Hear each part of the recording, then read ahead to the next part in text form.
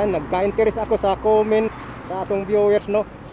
Nangutana siya kuan, ano ba daw yung i-open dito na malapit sa kuan, sa may sabungan dito sa may buhangin. Ano ba daw yung i-open dyan na daan? So interesado ako dyan kasi parang sabi-sabi bypass road din daw yan dyan. So ngayon, salamat no sa nag-comment kay para mapunta natin, masilip, ma-update natin yung lugar na yan. Yan lang sa unahan yata yan sa Buhangin Underpass. So ngayon papunta tayo doon. Nandito tayo, malapit na sa Buhangin Underpass. So silipin natin yan, yung sinasabi, yung tinatanong na ano ba daw yan, o bypass road ba daw yan, papuntang Mandog Road. So nandito na tayo sa may underpass. So, dito tayo daan kasi sa unahan lang man daw yun. So ayan mga ka-viewers, ito panibagong update natin to, panibagong location sa ating update. So ito na yon ang Buhangin Underpass. So ayan o. So medyo tila yata yung pa northbound lane. Ayan. So dito malapit daw dito sa may ano. Tingnan natin ito dito.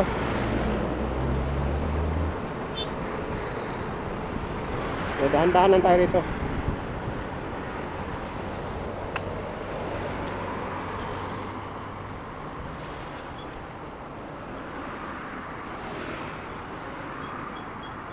Ito daw yata. Ayan o. Yung construction dito. Ayan.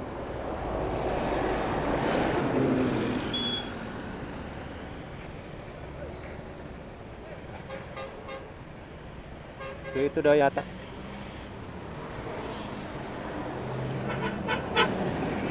Boss!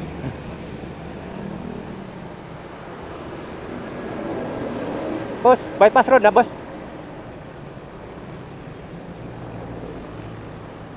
Boss. Bypass road na dyan boss, bypass road. Bypass road. Bypass road ni siya. Asa lusot boss? Asa lusot?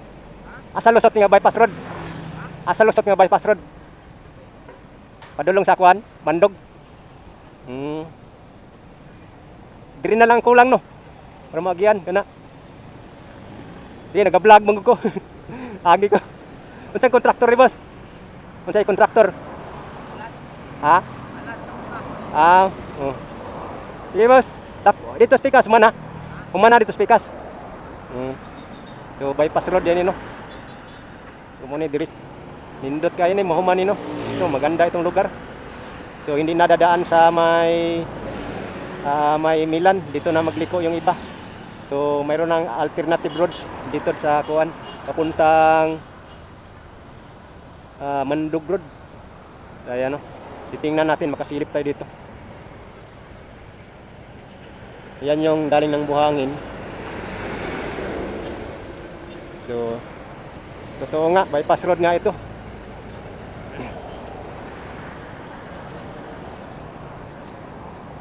Ayan o. So 2 lanes lang ito na bypass road. Ayan. So dito na lang sila banda sa may highway, malapit. So mayroon pang poste, tatanggalin. So malaking tulong ito.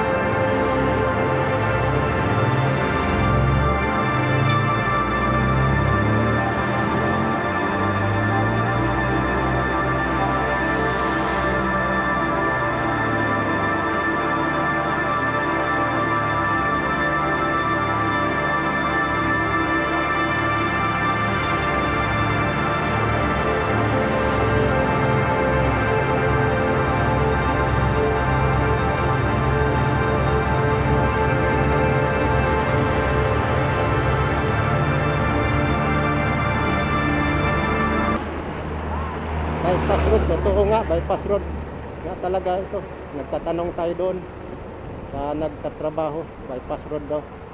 So malapit sa may Sabungan, dyan sa may diversion, malapit sa may Buhangin underpass. So 2 lanes lang yan siya, bypass road. So totoo talaga. Maraming salamat no sa nag-comment no, sa nagtanong.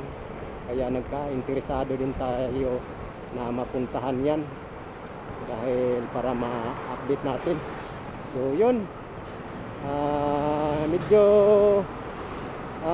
hindi man siya gaano kahaba na bypass road, hanggang ano lang siya, Mandog Road dyan sa malapit din sa NCC's road na yan no, ang lusot. So at least okay na rin dahil malaking tulong na rin yan dyan sa may Milan area, Buhangin Milan, dahil congested talaga yan dyan, traffic yan dyan, ibabaw no, ang ilalim yan, yung underpass na yan. So yun, thank you so much mga ka-viewers, thank you so much din sa nag-comment, sa nagtanong no. So nagka-interesado tayo, napuntahan din natin kaagad. So at least may panibagong update tayo ngayon. Yun, hanggang dito lang mga ka-viewers ang ating update. Kung nagustuhan nyo ang ating update ngayon mga ka-viewers, don't forget to comment no. Kung sa wala pa naka-subscribe, paki-subscribe na lang at paki-hit sa like at notification bell para updated kayo lagi sa ating mga bagong i-upload na update. Ayan, God bless mga ka-viewers. Amping tang tanan. See you.